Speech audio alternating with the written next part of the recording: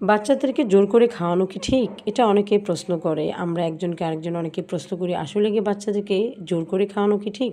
উত্তর হলো না। জোর করে খাওয়ালে বাচ্চারা খাবারের প্রতি ভয় বা অনীহা তৈরি করতে পারে। এতে তারা আরও কম খেতে চাইতে পারে। বরঞ্চ আমরা যা করব, অল্প অল্প করে আমরা বাচ্চাদেরকে খাবার খেতে দিব। খাবারকে রঙিন ও আকর্ষণীয়ভাবে পরিবেশন করব। তাহলে কিন্তু বাচ্চারা খেতে চাইবে। বাচ্চা ক্ষুধা পেলে খেতে উৎসাহ দিব, কারণ বাচ্চারা ক্ষুধা পেলে খেতে উৎসাহ দিলে তখন কিন্তু তারা খেতে চাইবে। অবশ্যই আমাদেরকে বাচ্চাদেরকে ধৈর্য ধরে খাওয়াতে হবে। মনে রাখতে হবে, ভালোবাসা দিয়ে তৈরি খাবার জোর করে বাচ্চাদেরকে কখনোই খাওয়াতে হয় না। বাচ্চারা কিন্তু নিজে থেকেই খায়।